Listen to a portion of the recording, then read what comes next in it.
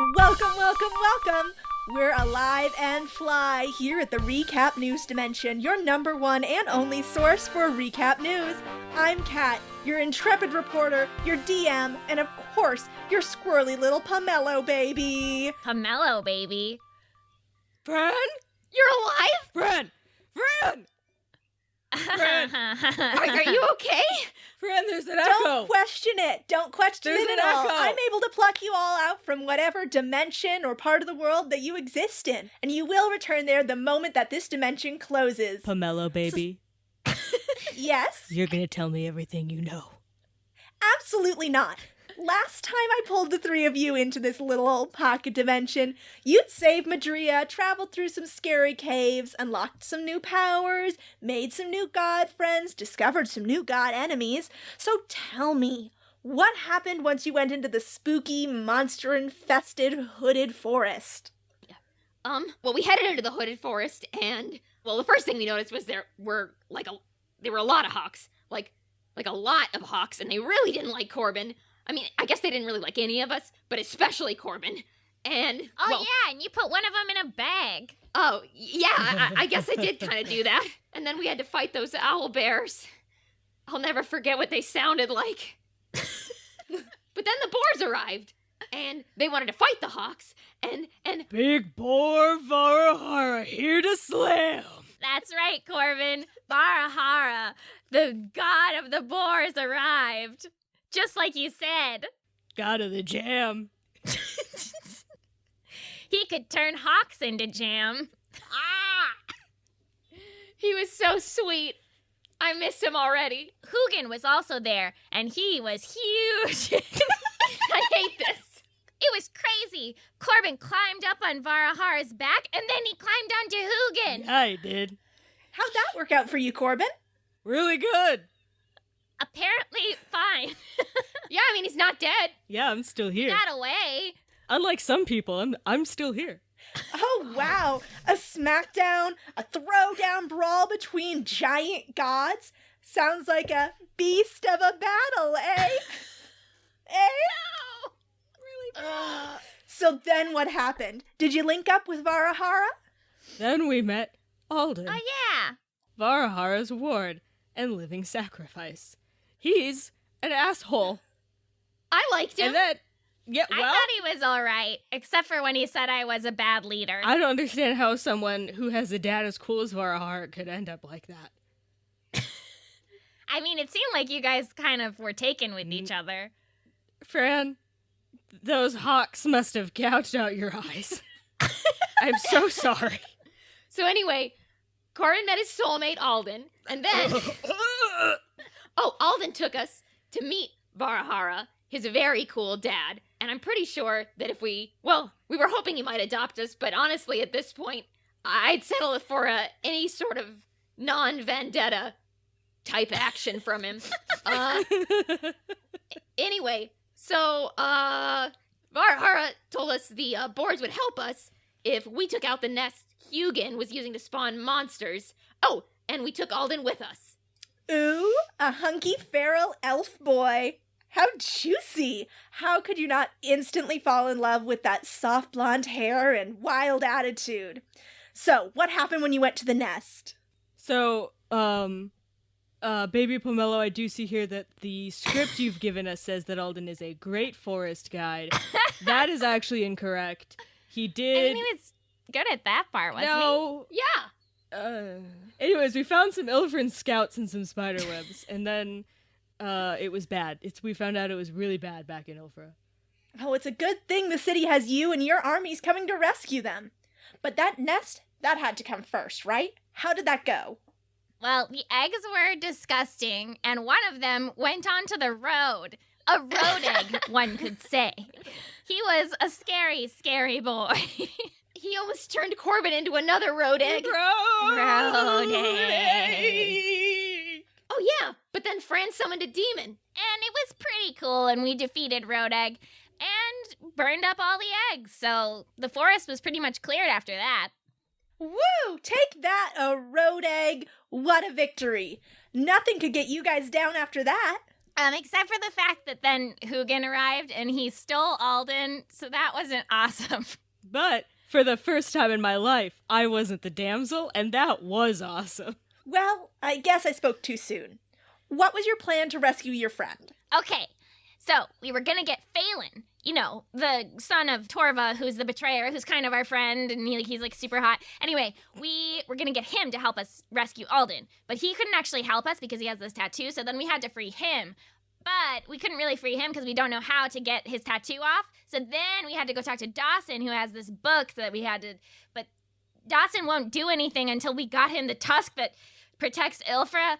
So then we had to go to Ilfra and get the magical tusk. Yeah, it's pretty straightforward. Oh, Ilfra, the famed walled city, protected by the ancient magic of the god of the hooded forest. They have the most amazing art scene there. Lots of operas, beautiful museums, musicians, singing, dancing, and amazing food. Did you get a chance to go to the Starvin' Marvin while you were there?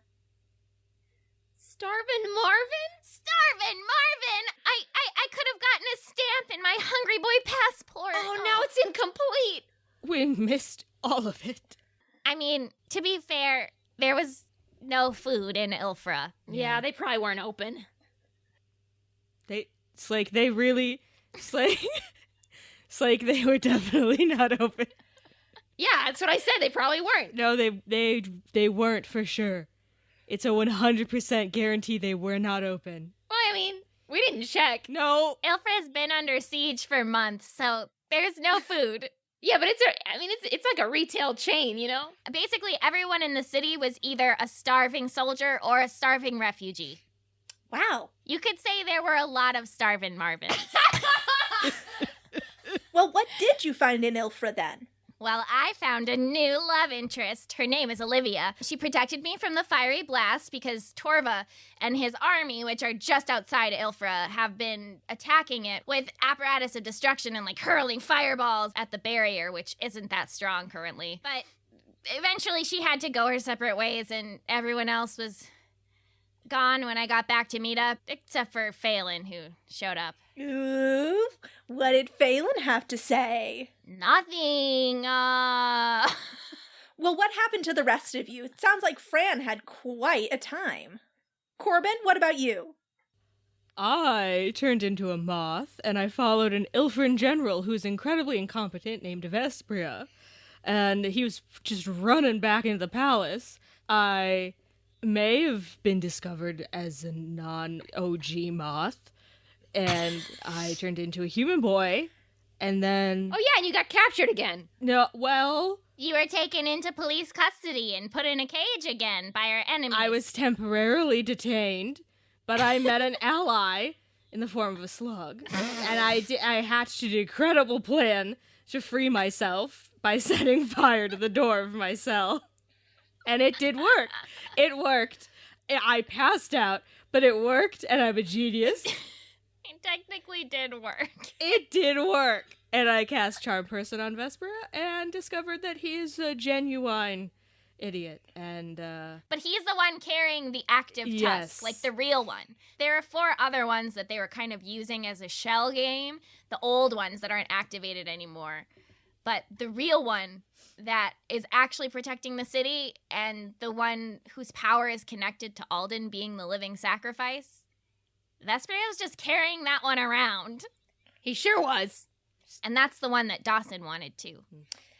Well, Corbin, how did you get out of that sticky situation? I jumped out the window. Of course you did. Well, Slake, you had Mary with you. What did the two of you do?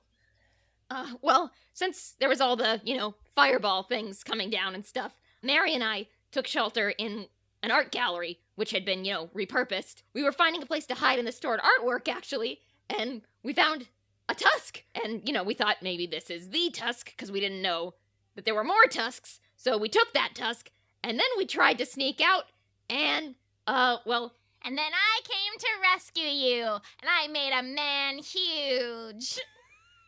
yeah, I remember that. And then we reunited with Corbin. Wow, what an introduction to the city. You really must come back sometime when things are more normal. The Starvin' Marvin has the best fish sandwiches. So, you got the tusk. Then what? Well, then we decided that we should find a temple to give Dawson the tusk. But it turned out that Dawson didn't actually want that tusk. He wanted the other tusk, the one with the, juice. Dawson said that he'd give us the book that we could use to free Phelan, as long as he got the tusk before we left the Ilfrin Valley. And to ensure this, he left me with a cursed gold coin embedded in my hand. Oh, I forgot to mention, part of the reason I made that deal was because Corbin went into Dawson's bag and was almost eaten by Porthos the Great, who's trapped in there. Hey, Slay. No hard feelings. We all made choices. Fucking Corbin. It's almost like Corbin was captured in a damsel situation and had to be saved by us again. Anyway, so we prayed to Phelan. We prayed to him like over and over again and tried to scry him and tried to look at him in dreams, and he basically wasn't answering. Who knows? Sounds like a typical teenage god. So, next morning, you guys were ready to spring into action, right? What happened next? Well, actually, there was another emergency. Another step in our wonderful fetch quest. There were monsters in the market. Scorpos, in fact. And, Scorpos, and we had to fight them, and I made 2 spiders. Really 3. big. I made 3 spiders. One of them died immediately. I only really bonded to the 2. And then Vespria showed up, but he was too late, and, we found a note from Phelan. Also, I turned into a monkey, and I took his tusk. And I threw poop in Fran's hair. Oh, Corbin. Anyway, when Vespria showed up, we decided to just take the tusk from him because he can't be trusted with anything. Okay, well, not the ideal way to start a rescue mission, but at least you got the tusk. What did you do with it? Did you hand it over to Dawson? Well, not right away. Yeah, baby Pomelo, we handed it over to Dawson, and then Torva destroyed the whole city. The end. Well, you don't have to be rude about it. No, we kept it. We kept it for the time being. But we did get the book from him. The one that we needed to take the god's writing off of Phelan so he could help us get Alden. And because Phelan still wasn't answering, I used it on Mary to release her from her old curses that limited her power. I wrote something so that she would know of her own power, and she used the tusk to create a super shield using her new powers, and it was great, and nothing bad happened. And then we prayed to Phelan one last time, give it the old college try, and he was bleeding and told us not to come rescue him. Oh, so that's when you went to go rescue your friends, right? Yes. Yeah, that's when we went to go rescue Phelan. So what was the first step? Well, I told you the first step, of course, was getting the tusk. So we Okay, could give all it right, to yes, Dawson yes. The first step of the actionable plan.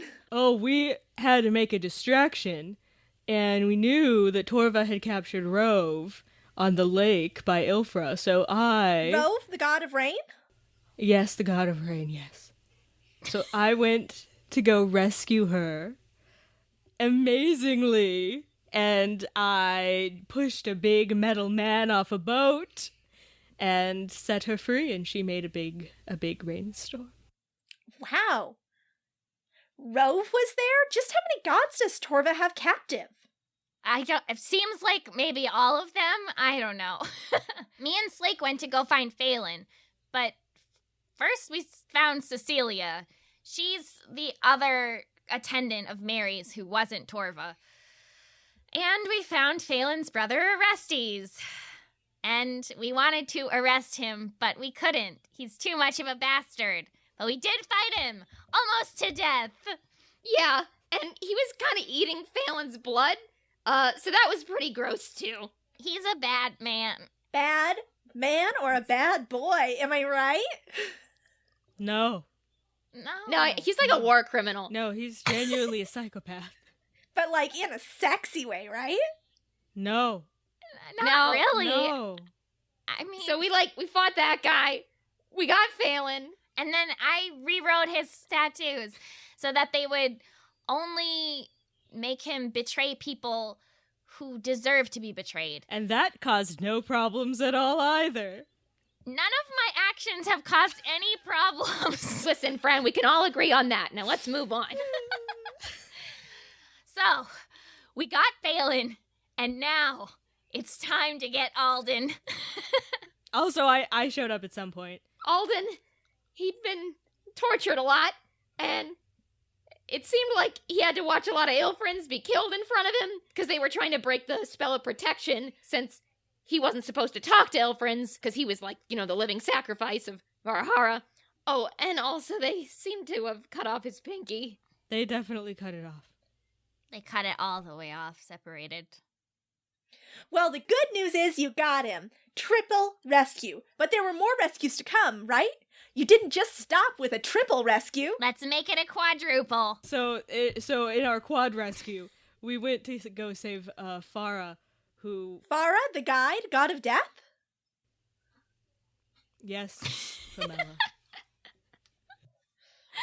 Yeah, we thought she had died at the Battle of Eol, that Torvad killed her, but apparently he just took her into captivity like he does to every god he meets. Yeah, it's a worrying pattern. Torva himself kind of is a worrying pattern.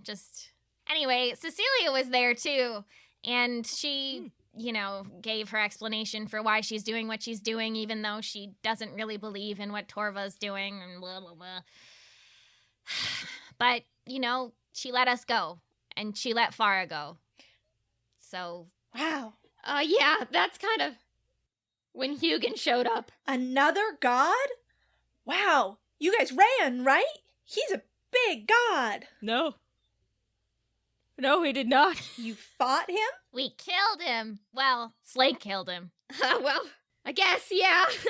Also, we, Quint rescued Ava, the songbird.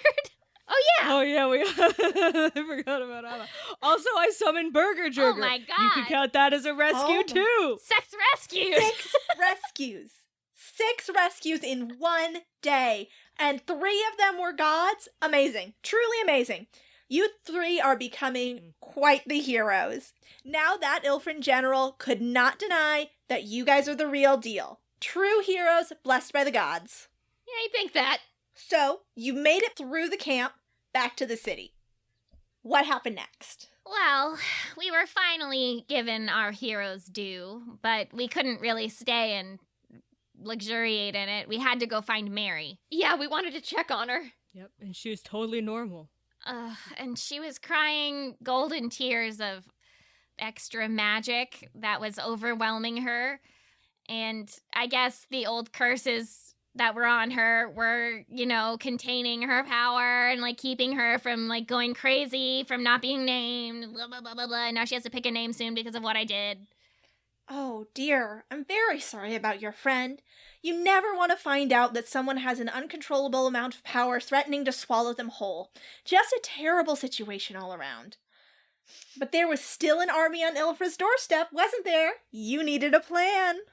Yep, we made our plans with Vespria and sent messages to the Ilfrin forces just to coordinate everything, even though we knew everything would probably happen the way it happened, as war is wont to do. But no plan is complete without a party. That's the Ilfrin way, as I understand it. Yeah, Fran. Yeah, what happened at the party, huh?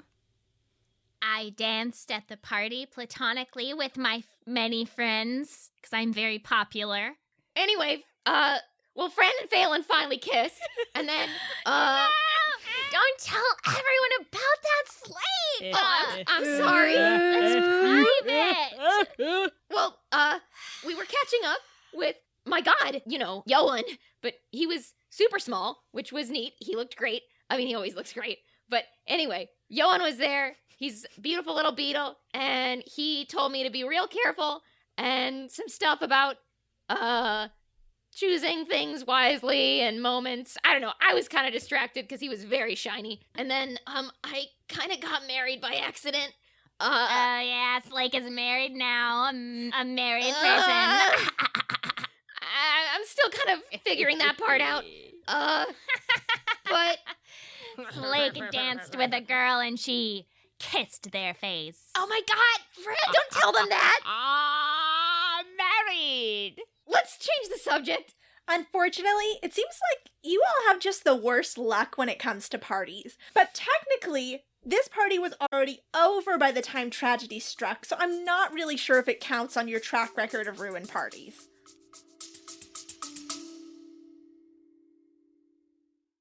Are you suffering from high-quality podcasts? You see, quality podcasts stimulate parts of your brain, leading to an irksome condition called thinking. But suffer no more, my friend. Introducing Discount Storytime's blend of fictional nonsense and rancid gibberish to provide soothing relief. Try Discount Storytime today. Available on most podcast catchers and at discountstorytime.com. Consult your healthcare provider before listening to Discount Storytime. Not intended to treat unicyclitis, pickleball liver, or jittering expectations. Track record. We got a track record now. Anyway, it was ruined because Torva showed up, and he trapped the god Bruva, who is out in the lake outside of Ilfra, and sacrificed his heart to revive a dragon. I guess that's all part of Torva's plan, to kill the forces. He wants to resurrect the giants, and in order to do that, he was testing it on a dragon, and now he did it on the dragon, so I guess he can do it on the giants too, and kill, I don't know. But anyway, we had a war to fight in the meantime. Oh boy, a huge battle. Your reinforcements, had they arrived? I mean, not maybe all of them. Physically? They trickled in. Why don't you each tell me one amazing thing that you did during this battle? Corbin, we'll start with you.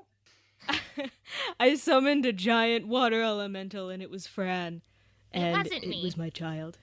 It was Fran. It wasn't, I not mean, it looked physically, like Fran. it wasn't. Her name was Fran Child. People can look like each other and not be the same. She was mine. Uh, She was Fran okay. Child. Slake, what about you? Well, Corbin actually used some magic to make Darius super big so that I could ride him, and it was amazing. Mounted combat on a giant beetle. One of my most fervent dreams. And Fran, what did you do? Well, I was taking out apparati left and right on the lake, and while I did that, I spread my propaganda. I put my face everywhere with thumbs up and arrows and targets so that everyone would know who we should fight, how we were doing, and who was behind it. Me, Fran. Yeah, you really inspired everybody. And I helped. And then what about that dragon? Yeah, Tora was riding that giant dragon that he resurrected around, and, he was mostly focused on trying to break the barrier that Mary had erected. We held it off, or at least managed to survive, until Torva broke through Mary's shield, though.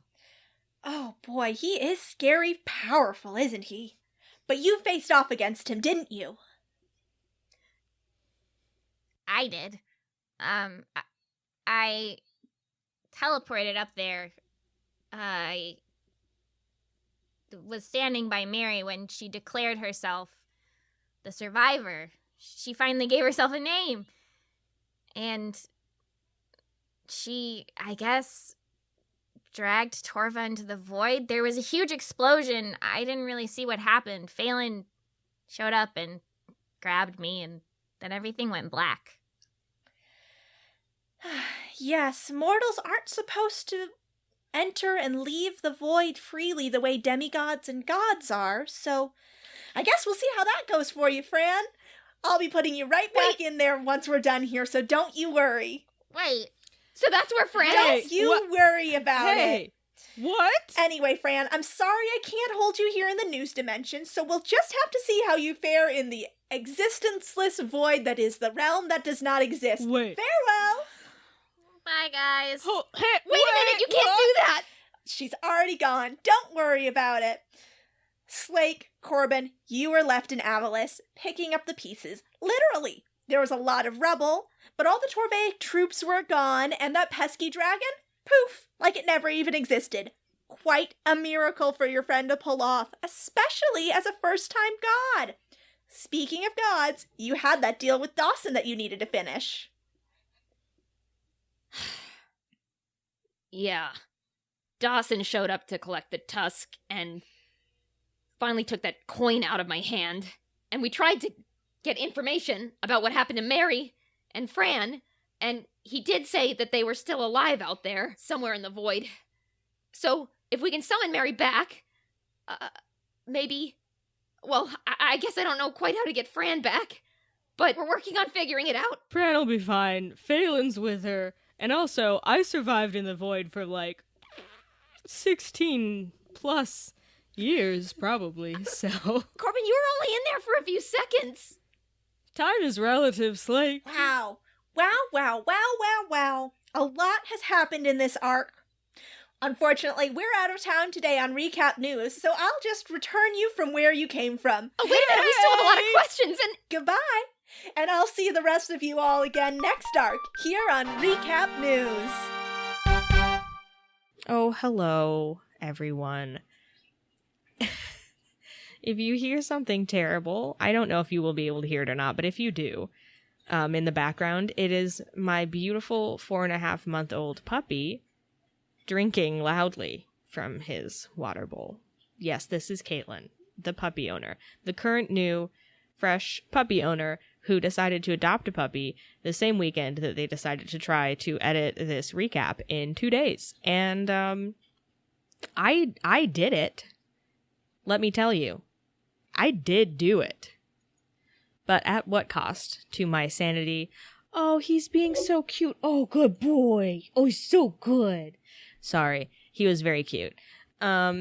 Anyways, so I am here for many different reasons. The first of which is to let everyone know that we are adjusting our posting schedule. I believe we are pushing it back a week. We may be pushing it back more than that. I don't think so, but we will post an official announcement about it on Twitter in the next day or two. The reason for this is that our entire city and state and country is on fire. So mostly our city. We are all safe. Kat is safe. She was the closest to all of the danger, but she is fine. I think the riots are kind of starting to calm down. If you're listening to this in the future, it was fucked. But we're safe. We're just kind of recuperating and pushing our schedule out also because it's kind of hard to be super funny when you live in a police state. So anyways, this episode is brought to you by Kobold Press's Empire of the Ghouls, the Underworld Player's Guide, and Underworld Layers. Empire of the Ghouls is an Underdark campaign for levels 1 to 13. The matching Underworld Player's Guide includes new playable races from Darrow to Dark Tolkien. Trollkin, I'm sorry, I keep reading it as Tolkien because it looks like that. It's Trollkin, someone who is kin with trolls. To Drow and Mushroom Folk. Plus, new spells, subclasses, and backgrounds. The Underworld Layers book includes standalone Underdark adventures for levels 3 to 14. The whole package is available now from KoboldPress.com and on Roll20 and Fantasy Grounds for online play. Find out more at KoboldPress.com. And tell them that DSPN sent you. We are also sponsored this week by Elderwood Academy. Elderwood Academy are artisans who craft amazing gaming products, including dice towers, dice trays, dice boxes, deck boxes, dice, and more. All products are crafted to look like spellbooks, scrolls, cases, codexes, and other awesome fantasy gear that we do love. I actually went on their website and looked at some of their stuff, and it is super cool. Like, it's handmade, carved boxes and like little velvet things to put your dice in. They have a mini one that literally comes with the mini dice, and it's like Hex Chest Mini, I believe is what it's called, and it like has various different engravings that you can choose to put on it. It's magnetized. It has like a key ring, so you can put your keys on it, use it as a keychain, or you can like hang it around your neck and wear it as a necklace. It's super cool. So definitely go check them out. You can find that product and many more at elderwoodacademy.com/don't split, as in don't split the podcast network. That's our network. Bye, everybody.